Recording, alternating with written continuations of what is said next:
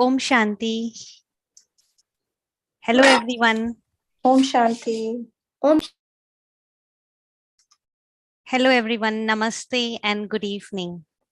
A very, very warm welcome for this evening Sunday talk hosted from Brahma Kumari, Shanti Sarovar, Hyderabad. And this is a weekly series of refreshing and enlightening talks which focuses on the topics that matter to you. And it is conducted every Sunday by expert speakers and from India and overseas. So today we have a very interesting topic on the Sunday, which is healthy mind and healthy planet.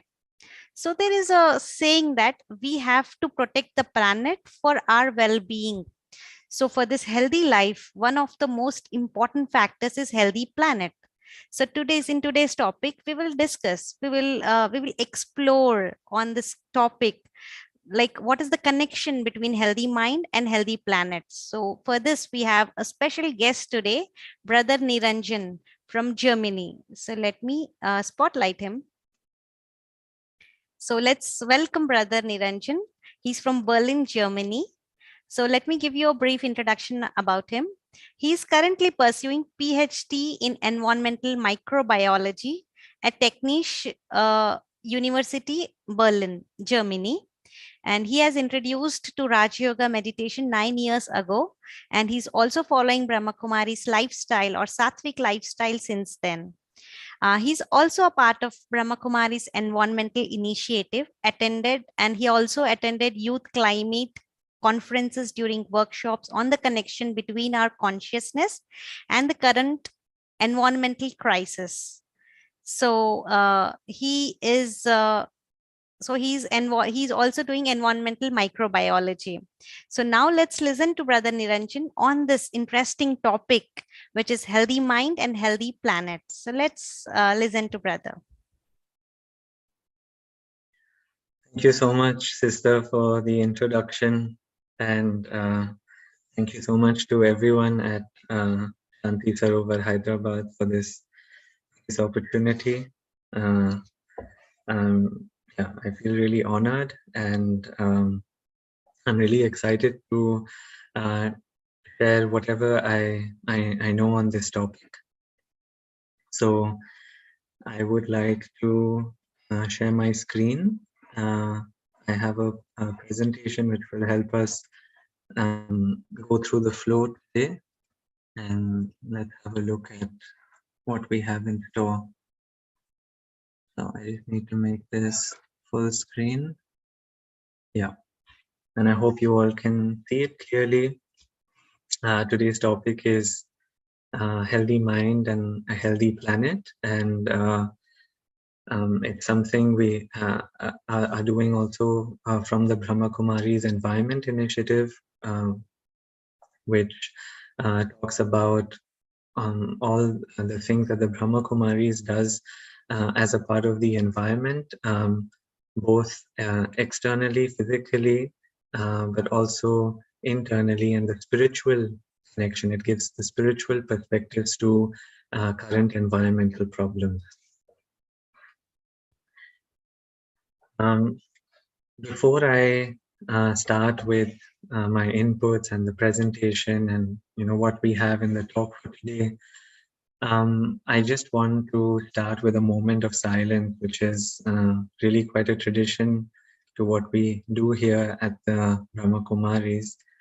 And I'd like you all to follow me here. Just take a moment and close your eyes and let us all take a deep breath, relax wherever we are seated, whatever time it is, wherever you are in the world. And let me just ask myself, why am I here today?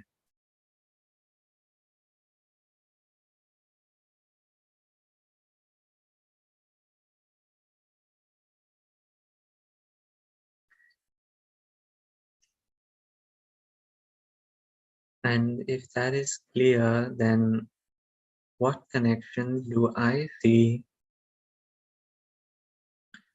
between a healthy mind and a healthy planet?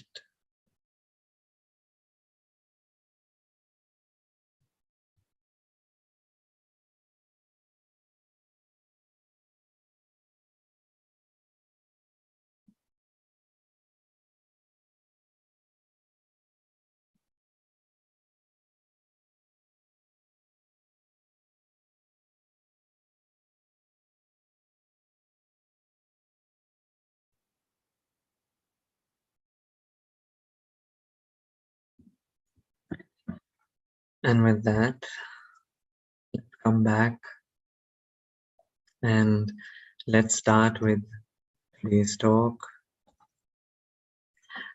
So, yeah, I am very excited that all of you are here today, and I want to take you through what we're going to be doing today. I'm going to first just talk a little bit about the state of the planet. I think in today's world, if any of you have access to the news, you might already have an idea, but just in case you don't, and sometimes there's just so much information. So I thought we just talk a little bit about the current state of affairs. And this talk is going to be quite interactive, so it's going to be less of, or not just me talking, but I really want to have all of you on board, and I want to see what you have to say, what are your inputs as well. So we'll be doing a reflective meditation, which will be coming right after that. And connected to that, there will be an exercise we will do on our feelings and needs.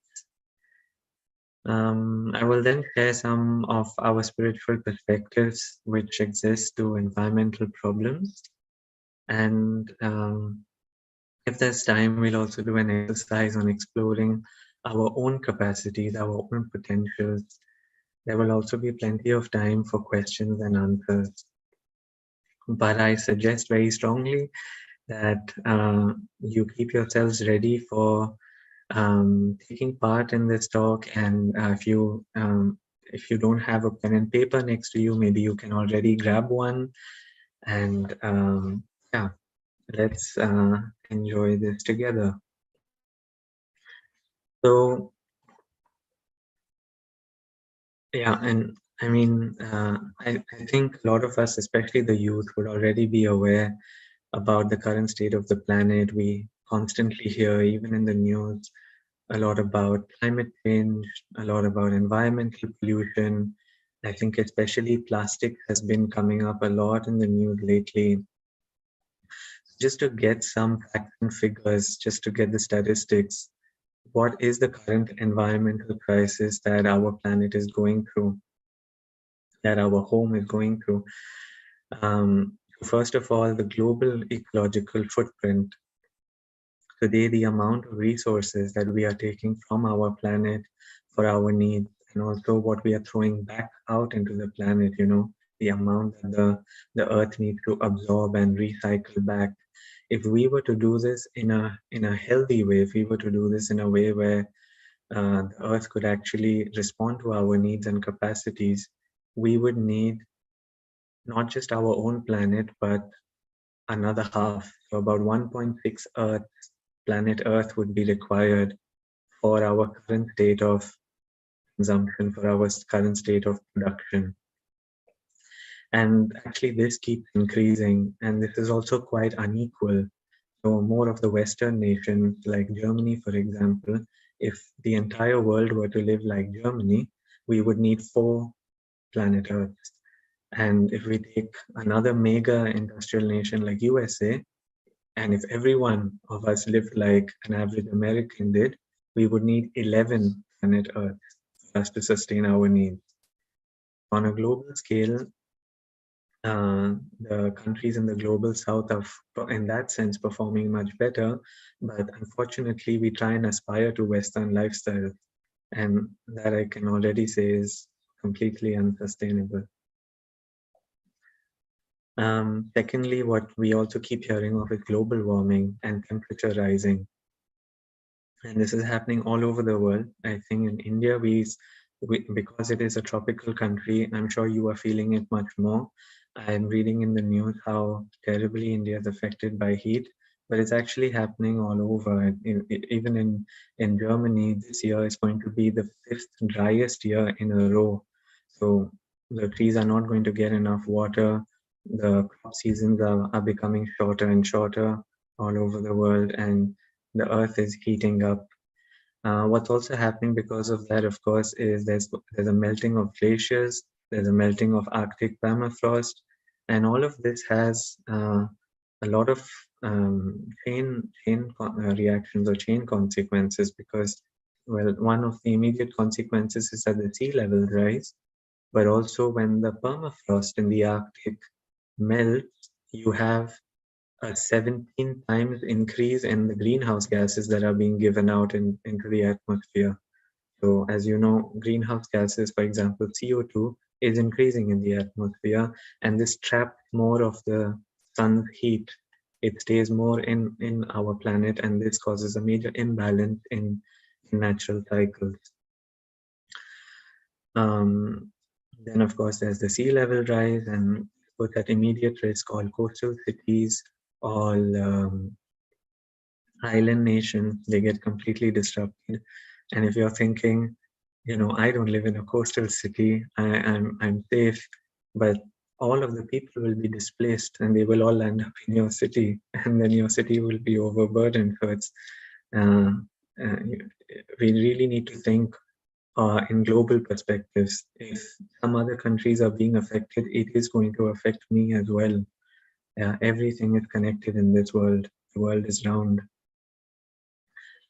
Um, then you have overfishing, which is a problem. So we see that already 80% of fisheries have already been exploited. And this is, as I said, everything is connected. So if animal species are going extinct, if they are becoming endangered, then it is going to affect human populations as well, because the ecosystem, all the species are very closely connected to one another. Yeah. In fact, we also see 80% of the population of bees has gone from the earth. And if you might think, why is this a problem for me? Well, bees are responsible for all of our agriculture. They are responsible for all the pollination that happens. So there's no food on my table without bees in the field. Another thing which is coming to light is the amount of water that we are using. And I'm not just talking about water that gets used up in our homes. That's the physical water, if I can say, the water that we can see. The amount of water I drink and the amount of water I use for maybe bathing or for washing. But all the food that I eat, all of that has water behind it. None of that food can grow without water. The laptop that I'm using in front of me, it uses tons and tons of liters of water to produce that one laptop.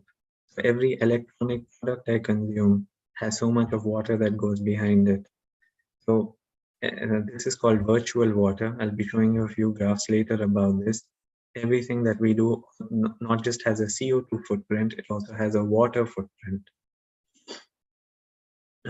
Just to give you an idea of how much water is being used every second right now on our planet, 50 Olympic swimming pools get used up with 8 billion of us on the planet. I shortly mentioned earlier about garbage, about the plastics in the ocean that we hear about. Currently in our oceans, if you put together India, Europe, and Mexico, that's the amount of plastic that is being covered as the surface of our oceans right now. Also, 80% of our forests have already been lost. So even more the need to protect green cover. And finally, food waste. Almost half of the food that is produced in our world, half of it gets lost or wasted. It's such a pity.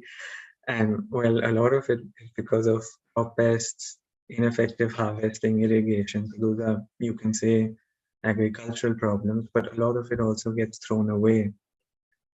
Also, the point that I was mentioning earlier is that a lot of water goes into food production.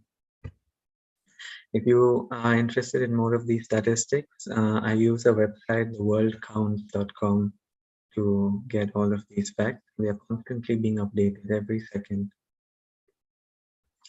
So just to put a few more things in perspective about diet, one of the biggest things that affects the climate, that affects our environment, is what we are eating, and this is something all of us are doing, and all of us can also change. So non-vegetarian food, meat, fish, whatever it is, has a lot more of CO2 impact, but also has a lot of water impact, as I will show you later. So straight away, changing what comes on my plate straight away can reduce the amount of impact that I am having on my environment.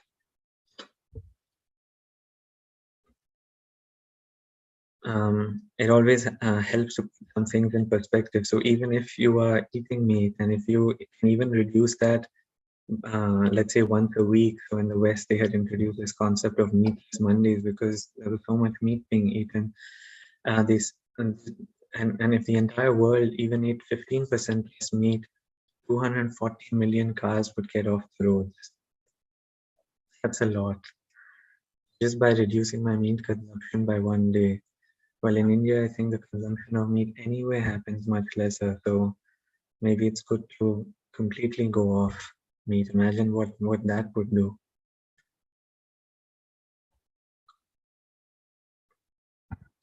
The other thing that I was talking about earlier is how much water goes behind the foods that we are eating.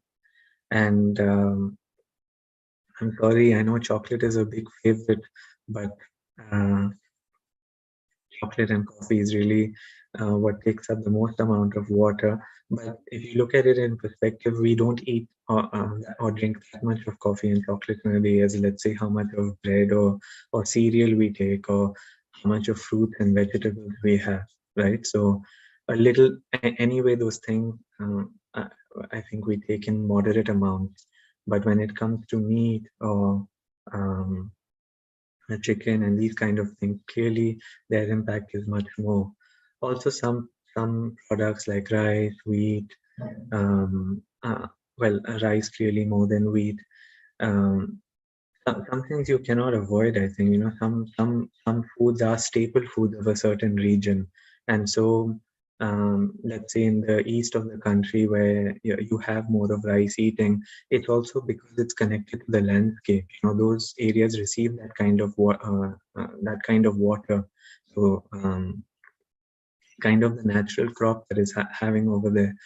So I wouldn't think too much about these facts and figures, but it's always better to eat what's grown locally because that's grown in your region. It doesn't have to travel so much. And it's, they say that whatever you need, it grows in the land close to you. So not just carbohydrates and proteins, but even vitamins and minerals. Nature kind of takes care of what's needed in that region. So I don't have to get foods from far away from my local region. I can just focus on what grows within 200 kilometers of myself. I can also start in very small ways growing things on my own, what grows in my own balcony. If I can have like a urban garden or something like that. It's also a great way to start getting connected with nature. But I don't want to shift already to solution. I just wanted to discuss the current state of the planet and why we are even discussing this topic here today. So now, as I said earlier, I would like this to be as interactive as possible. So we're already coming to our first exercise and our first interaction.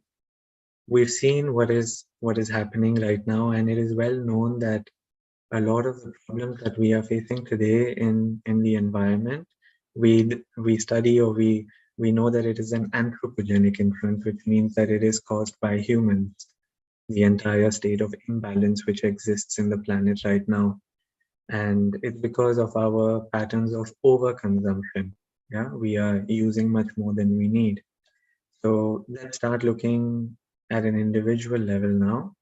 I'd like to do a small reflecting meditation. You can seat yourselves comfortably wherever you are.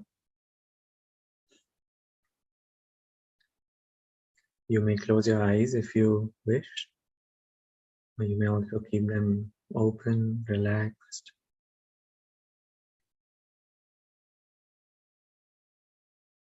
Rest your feet, relax. Rest your arms on your lap, your hands.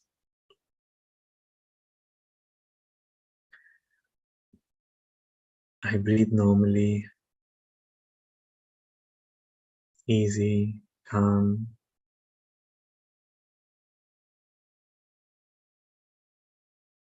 And I settle my thoughts, come into the present moment.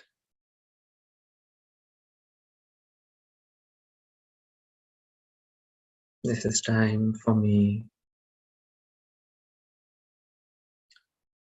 time for my own reflection.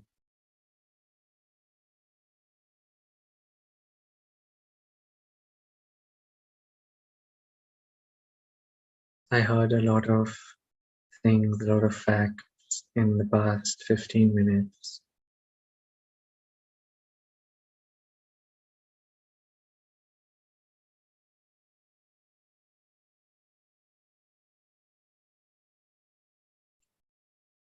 A lot of which I might have already been aware of,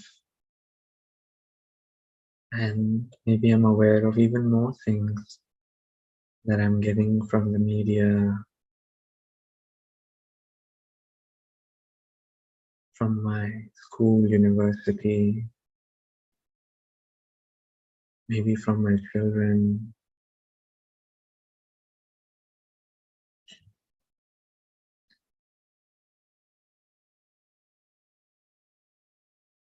I take a few moments to reflect, to connect with my planet,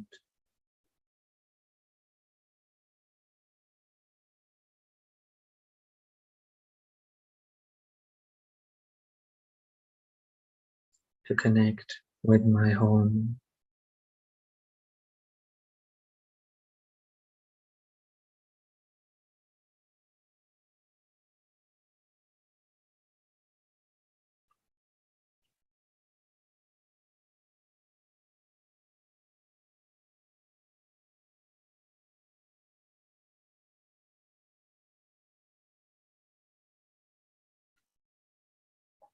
And I understand that the state of the world today has been created by us humans,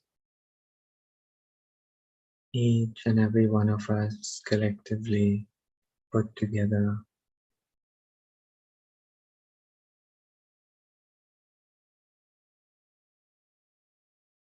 And so I ask myself very generally, why do I consume,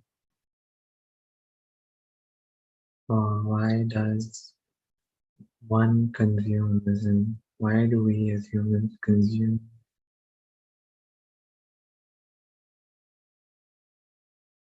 What am I trying to do through consumption?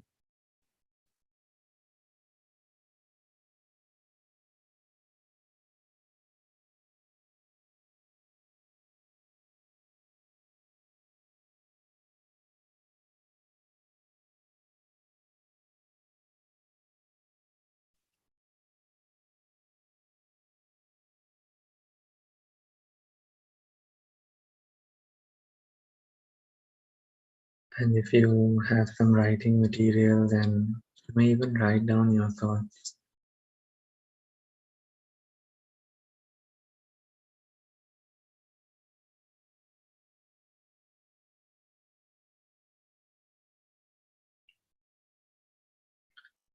And you may now slowly come back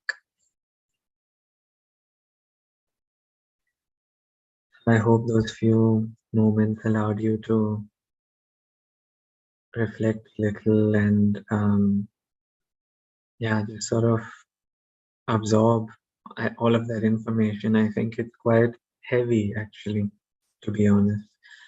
Um, I will share some of our spiritual perspectives later on how I feel about it. But before that, I'd like to hear from you um, on on what your reflections were, and I'd like you to take part with me in this activity.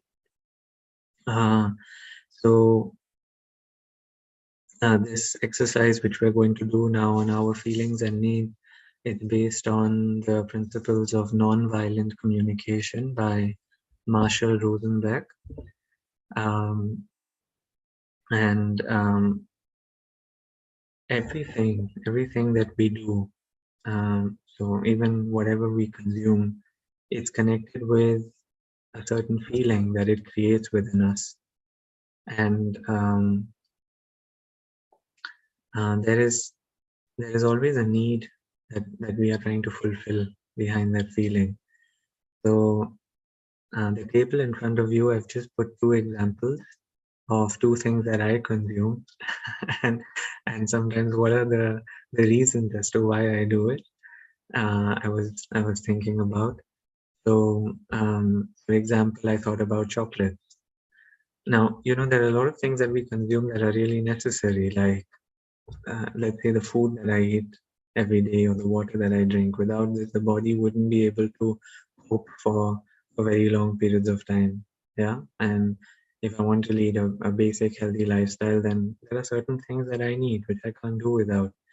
But there are a lot of things that I consume that I don't need, and those are the things that I've put on this list and that I'd like you to add. So, for example, chocolate.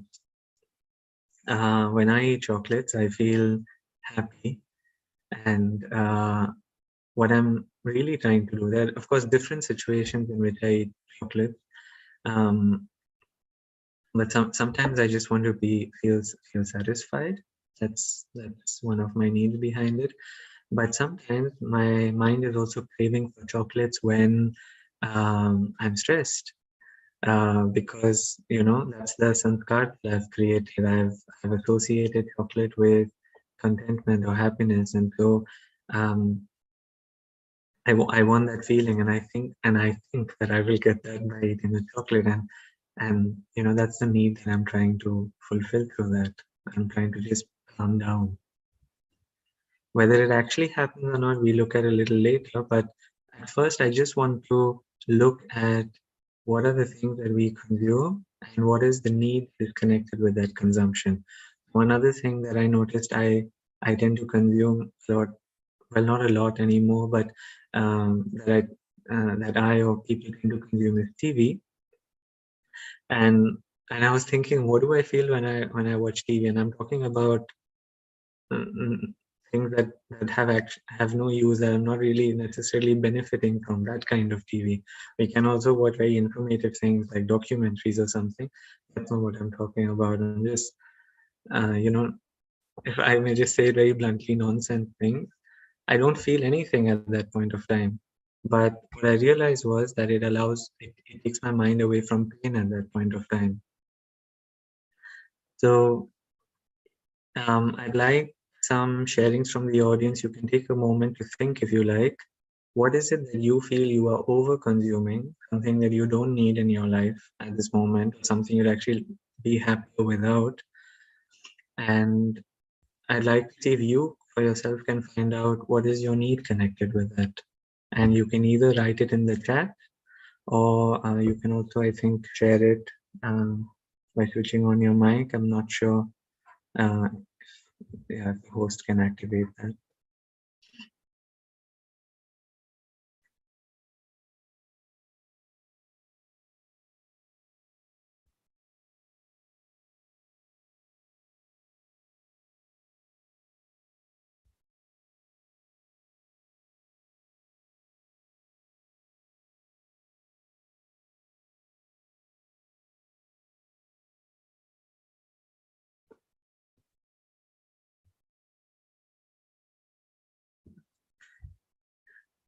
So please feel free to share your inputs. And it could also be that you don't have the answer, but I'm sure you know what it is that you consume that is unnecessary. So if you like, we can also work on it together. You can share with me what is it that you are consuming, and maybe together we can try and find out what is your real need behind that thing.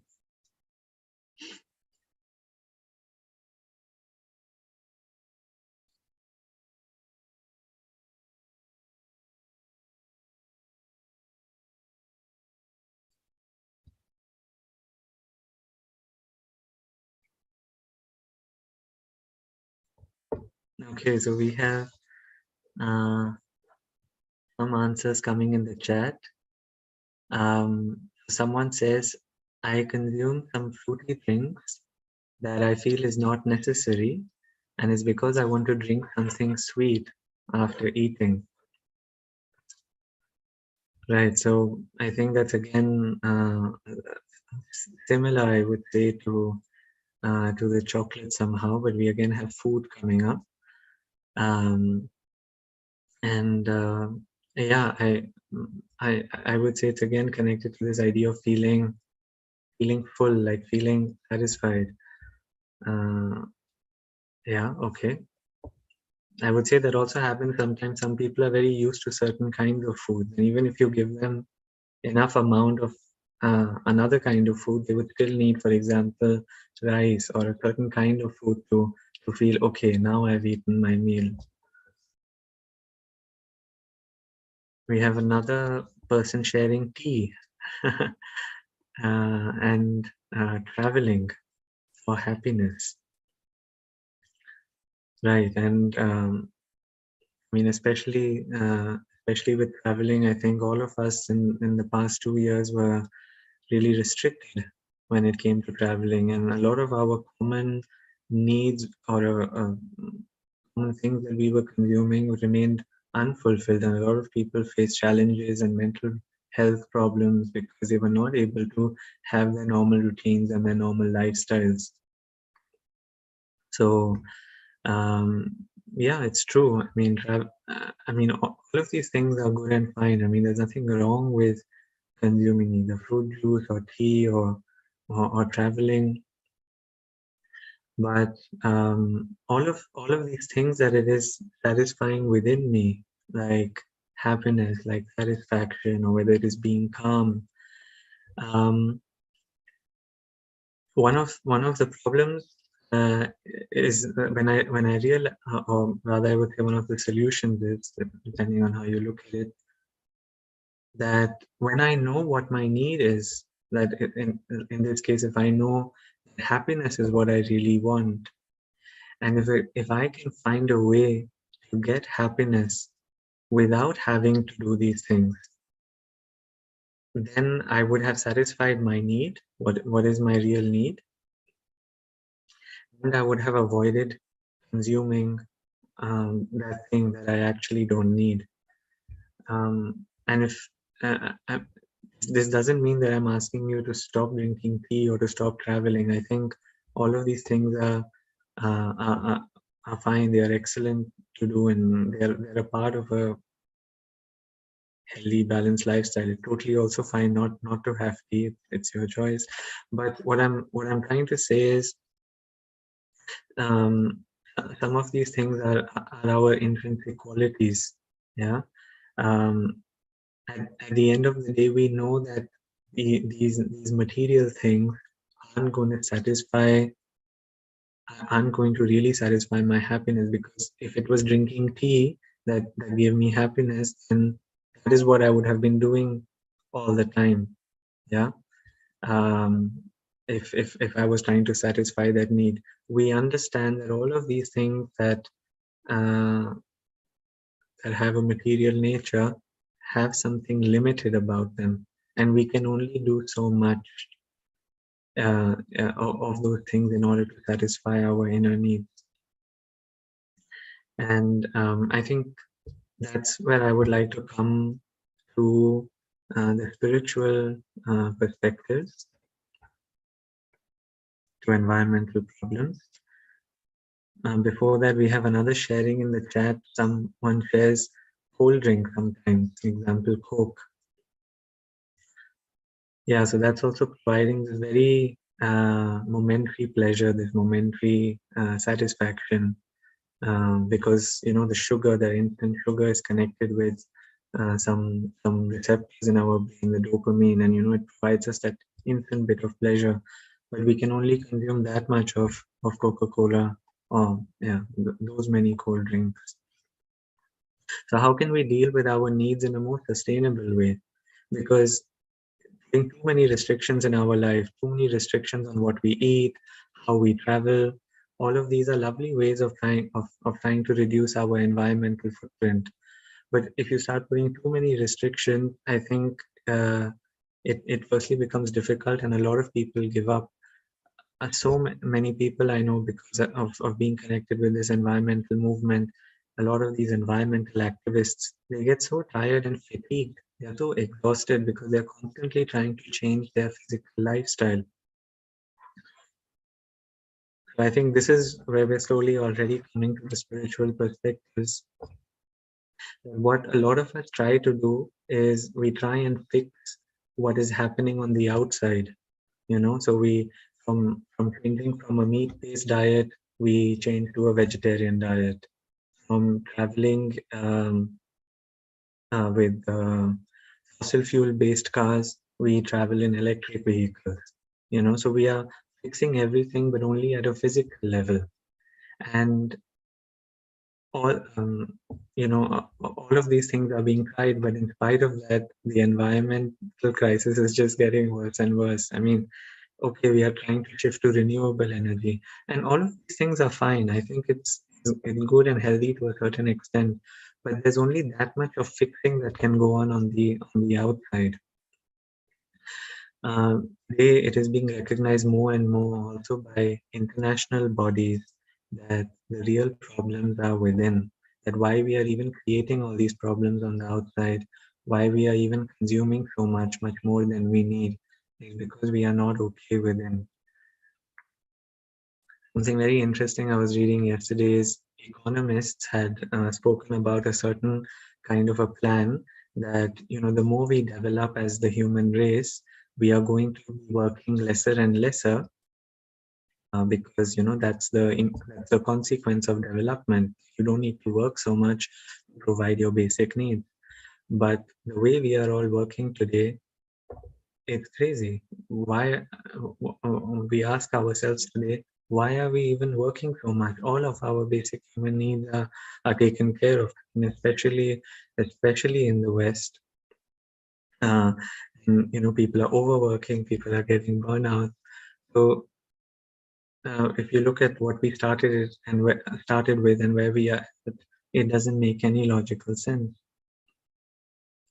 So yeah, and this has been reflected even in the environmental crisis. For example, UNESCO just a few years ago, they had on their slogans at the climate conference in big. They had written "changing minds and not the climate." So they understood that it's coming from a mental perspective, or from our mental state of mind. All these problems that are happening. Just last week in the news, a friend of mine shared how EU officials are all turning to meditation to solve the environmental crisis, because they're understanding that it's a problem with the mind and the heart, actually, that we have lost our connections over there.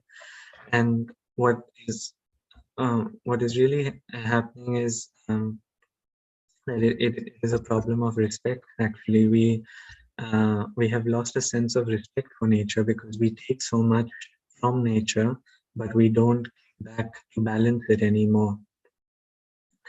And how it can really be solved is when we start respecting ourselves, when we start respecting who we are, taking care of the relationship with the self first, our relationships with others, and then our relationships with the community as a whole.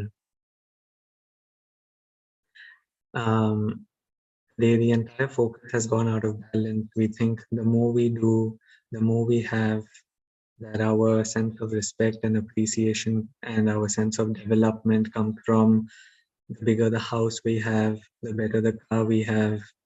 And that is what has become the focus, the material development and the material front. But what can actually solve our problems is the relationships that we have and how strong our communities are, especially when we're talking about problems on such a global scale that requires everyone's participation. And so yeah, and how do we make our communities more resilient? How do our communities become stronger when the relationships are more stronger, when we understand who or what our real enemies are, and how when we work together we can find a solution for them. But then again, communities are built out of individuals, and it can only happen when individuals are strong, and that can only happen when I have first started with myself and started healing myself from within.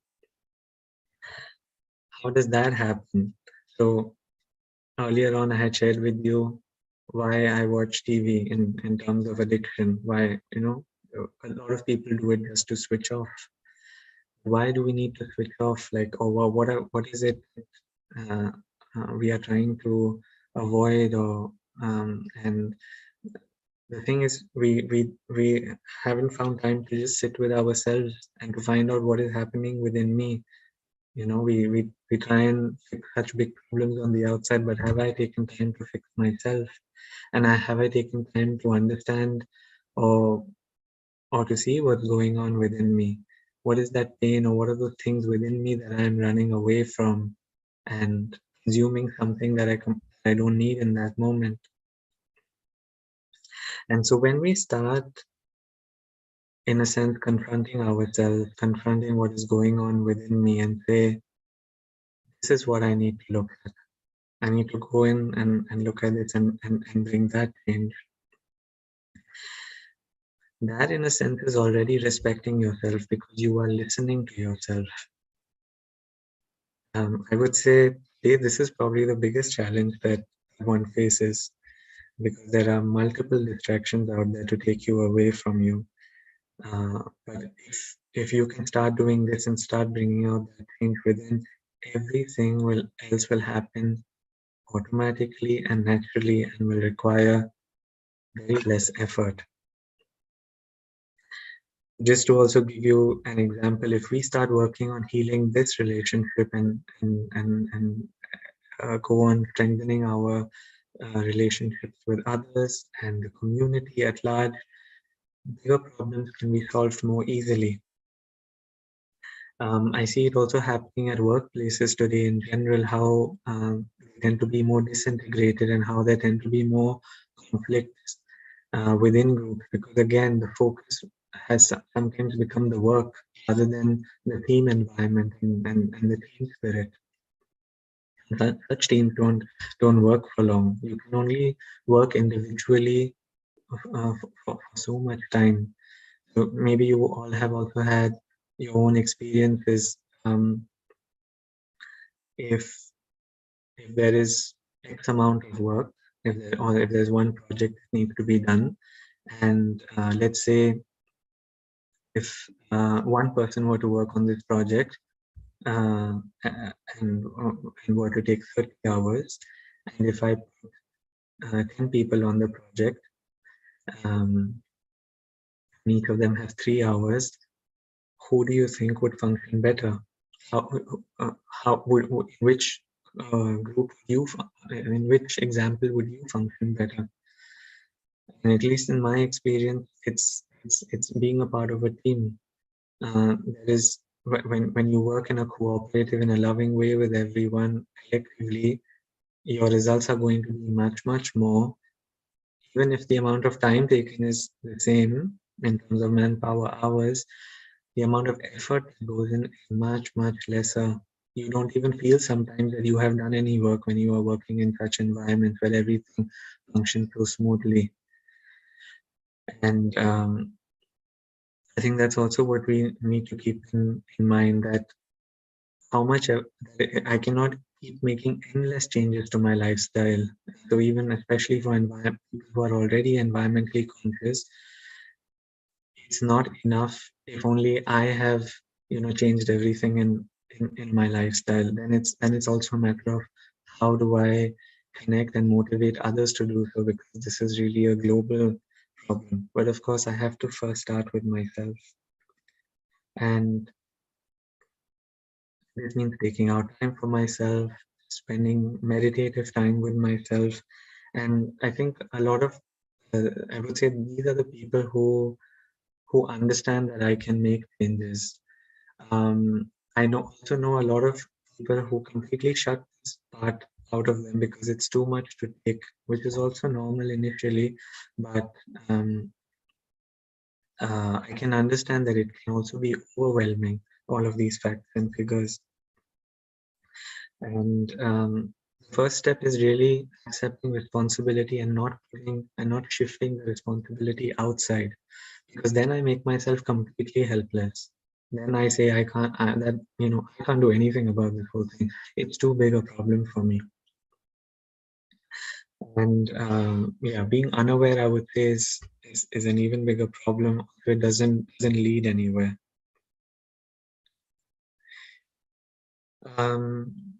Yeah, I think I can talk about this more and go more into the depth of it, but I'm more interested in seeing what a lot of you also would have to say to this.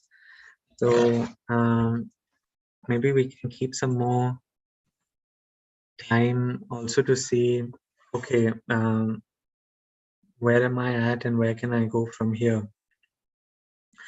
So maybe we can have another short reflection. You can use your paper and pen over here or talk to yourself, however it better works. But I would again like to do a short reflective meditation here. So you can ask yourself,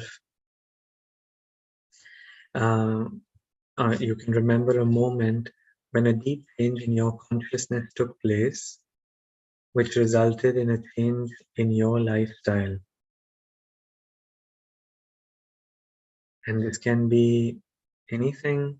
It doesn't need to be related to the environment right now, because we're just trying to explore capacities and potentials within us.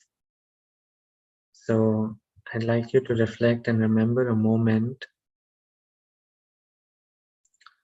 when a deep change in your consciousness took place, resulting in a change in your lifestyle.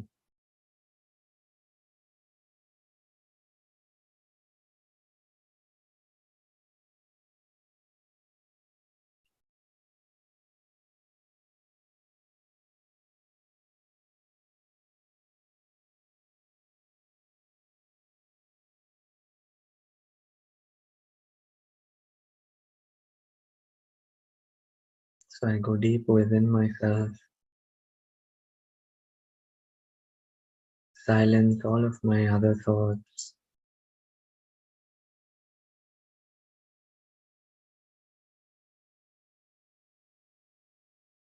and focus on this one question.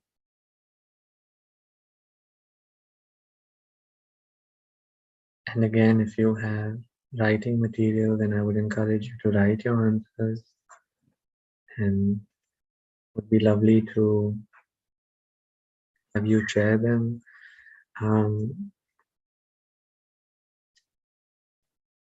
I am going to share some of these further questions over here. So one is again the question from before. The insight that made a shift in your awareness, and what inner qualities did you connect with?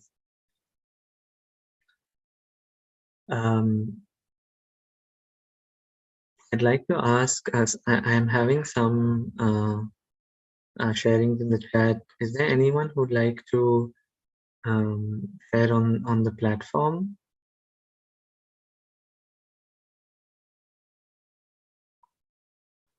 On these questions?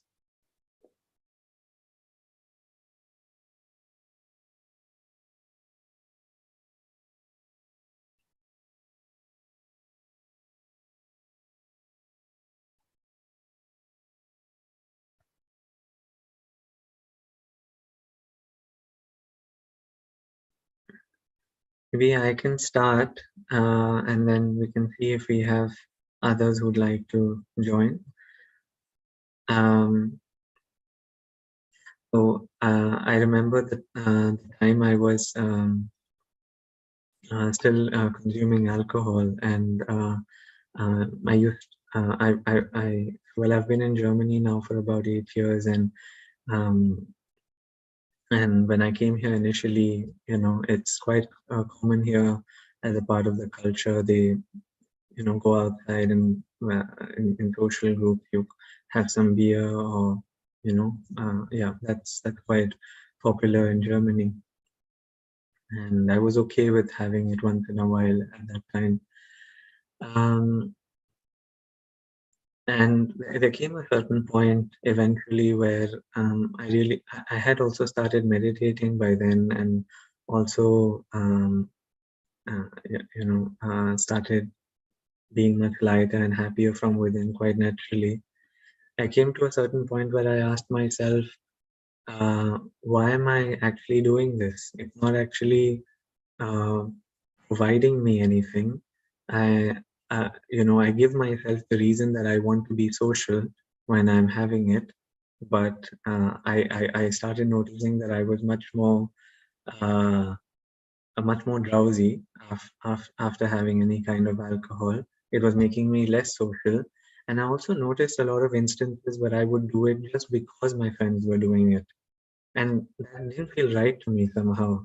That I have, because especially after coming here, I was quite aware of the choices that I was making for myself. I did not need to do it to make anyone else happy anymore.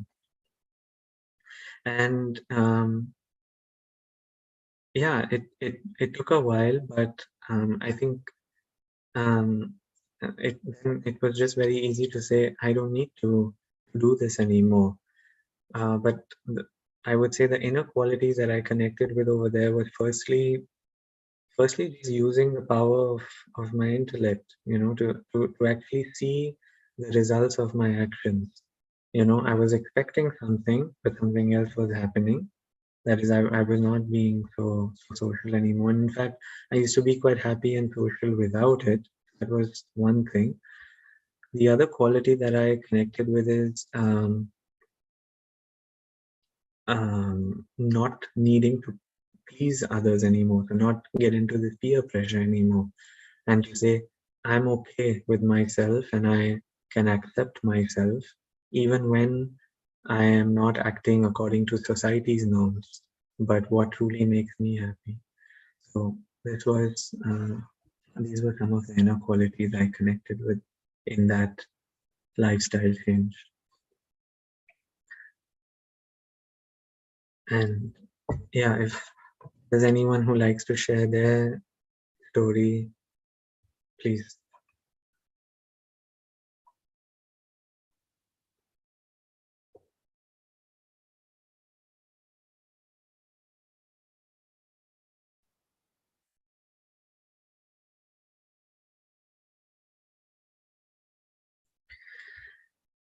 Okay, all good. Seems to be no one right now. I think also time-wise, we are slowly coming to a close.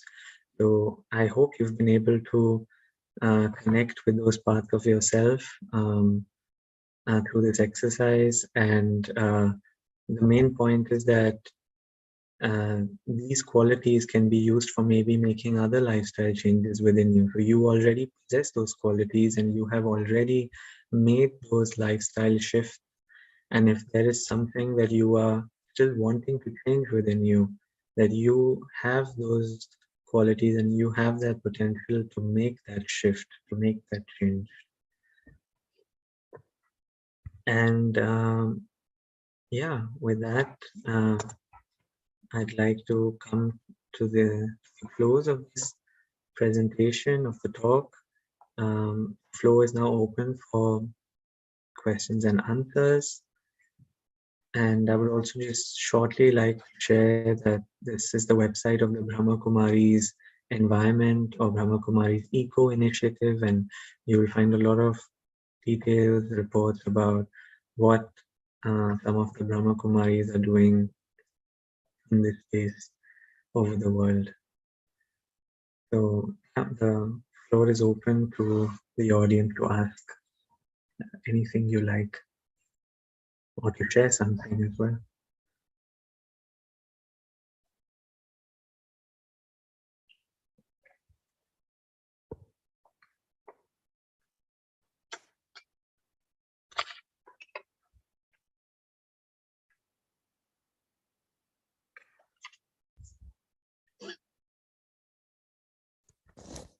Om Shanti, brother. We have got one question. What are the healthy alternative to caffeine intake?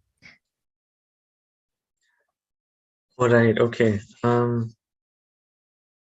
Well, it depends on what you're using caffeine for, I think. Um, so what I've read is that eating an apple is much better in keeping you awake instead of drinking coffee. Um, and mm, Personally, through my own experience, also meditation helps me a lot in keeping myself awake, myself more alert. Because when I meditate, there's a lot of in today's world and in daily life, there's so much going on. There's so much of information. There's so many activities that we're involved in, and it's okay. It's okay to be involved, and it's okay to be active. That's fine, but to keep a balance, a healthy balance, it's important to switch off what's going on in the background. So there's a lot of waste thoughts that consume a lot of your mental space, and just simply take up a lot of energy. So I may not be actually sleeping enough and sleeping correctly. And I've seen meditation can really help in correcting some of those things. So again, why am I actually drinking coffee? I think that's more important. Is it a form of an addiction? Can I completely not do without coffee? Or am I just enjoying it once in a while? And if I really look at what my need is, I'll be able to satisfy that in other ways. So these are some alternatives that I share with you.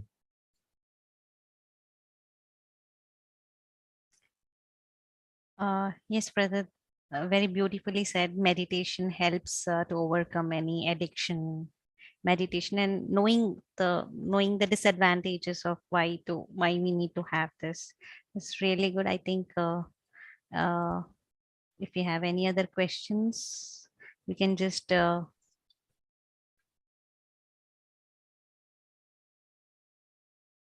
I think everyone is clear. I Okay, guess yeah. So, wonderful. Should we maybe close with a short meditation? yeah, we can have a short meditation, brother. Yeah. Okay, wonderful. So, Yeah. um, yeah, so long session. I hope it wasn't too much information. Um, let's take a moment. Let's sit comfortably, relax, become easy, breathe normally. Let your feet relax on the ground or stretch them as is comfortable to you. I rest my hands on my lap.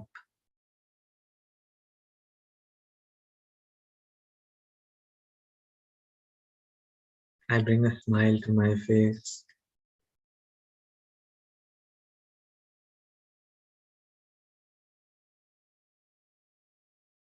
and continue to breathe normally.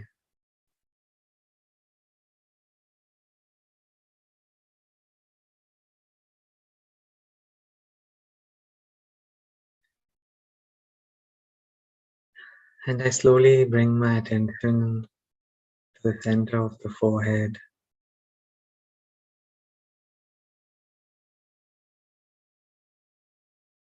where the being of consciousness, resides.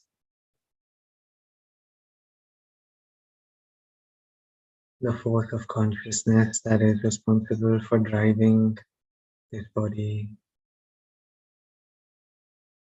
I concentrate my energies onto one single point at the center of the forehead.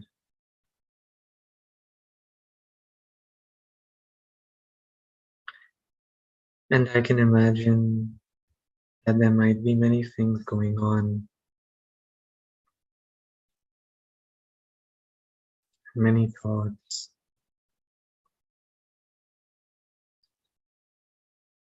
Well, it is the function of the mind to think, and so I don't need to stop thinking, but I can just observe myself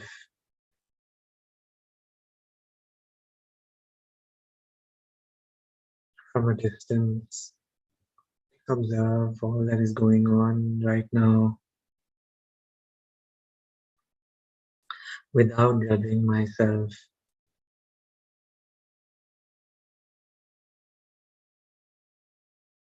And slowly I begin to let go.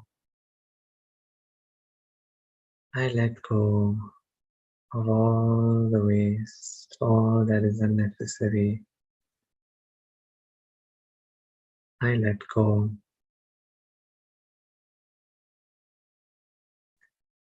I am standing on the ground and the thoughts are the clouds in the sky. And as they are coming, so are they going. I'm not holding on to anything. I let go and become easy and light. I am the master of the self, master of mind and body.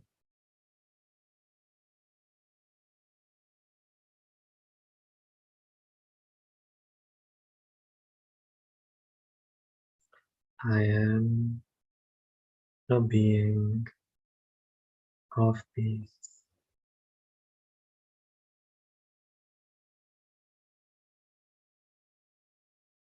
Om Shanti.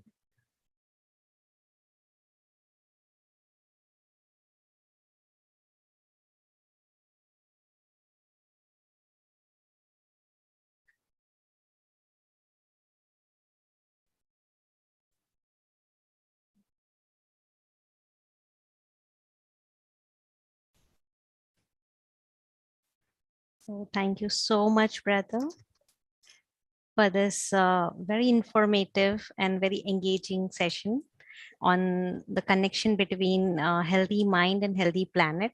And you also shared very detailedly about the state of planet and the spiritual perspective of environmental problems which we are facing now. And beautifully you have ended with reflective meditation. Thank you so much for your time, brother. And uh, thank you everyone for being connected with us regularly for these sessions. It is great to have you all. We will keep connecting in this refreshing Sunday evening talks. So we will meet and we will meet you next Sunday with a new topic. Until then, we wish you a great week ahead. And I would also like to share with you, we also have from 13th to 15th, we have um, summer camp for kids between 10 to 14 years. So I'll share with you the flyer.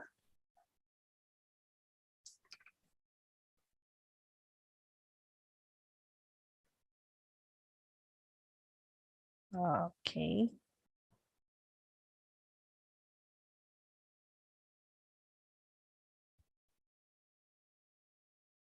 So we, as a part of Bala Vrindavanam, so we have a summer camp from 13th to 15th May, which is for 10 years to 14 years children, and it is from 9:30 morning until 12:30 in the afternoon. And it is in our campus, Brahmakumari Shanti Sarovar at Gachibowli. You will have various sessions on infotainments, fun interactions, quiz, games, memory, creative activities, meditations, visualizations, etc. For this, we have wonderful facilitator, Dr. E.V. Swaminathan. He's a motivational speaker. He's children program specialist. He's a memory coach, corporate trainer, meditation practitioner. So we are very fortunate to have him here in Shanti Sarovar. And for this, you have to just register yourself. It is free of charge. You have to register yourself at brahmakumaris.com/kidscamp, or you can use this QR code to register. So there are few free registrations. If you have any doubts, you can call to these numbers. So you can share with your friends and family. You can take a screenshot and you can share with your friends and family. You will also get emails from Shanti Sarovar in WhatsApp group. So yeah, thank you so much. Sister, I just wanted to thank you once again for this platform. Yeah, thank you so much, brother. We are grateful to have you here. Thank you.